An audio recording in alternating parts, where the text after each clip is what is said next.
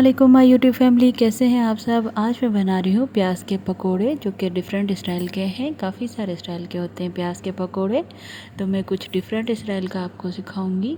तो ये सारी चीज़ें चाहिए मुझे प्याज के पकोड़े बनाने के लिए।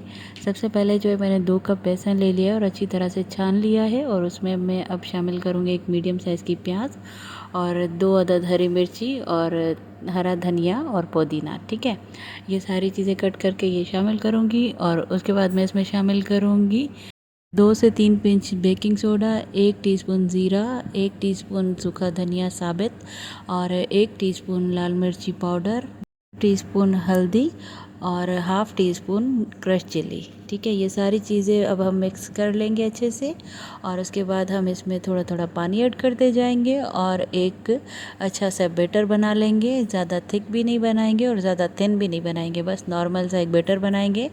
और कुछ इस टाइप का हम बैटर बना लेंगे और इसको हम तकरीबन 20 मिनट के लिए रेस्ट देंगे। ठीक है, और उसके बाद हम कर लेंगे ऑयल को अच्छे से गरम। और ऑयल जो है हमारा ज़्यादा गरम भी नहीं होना चाहिए, और बस नॉर्मल ऑयल को हम लो फ्लेम पे गरम करेंगे और एक चम्मच की मदद से हम पकोड़े इसमें ऑयल में डालते जाएंगे और फ्राई करेंगे। ठीक है, हमें ये फुल फ्राई नहीं करने, ज़्यादा ब्राउन भी नहीं करने, बस फ्राई करने हैं।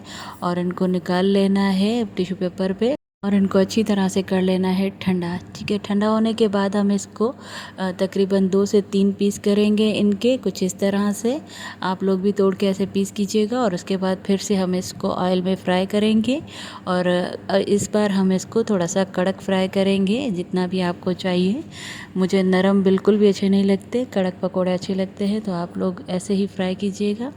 बहुत मज़े के बनते हैं, ट्राई कीजिएगा, मुझे कमेंट बॉक्स में ज़रूर बताइएगा।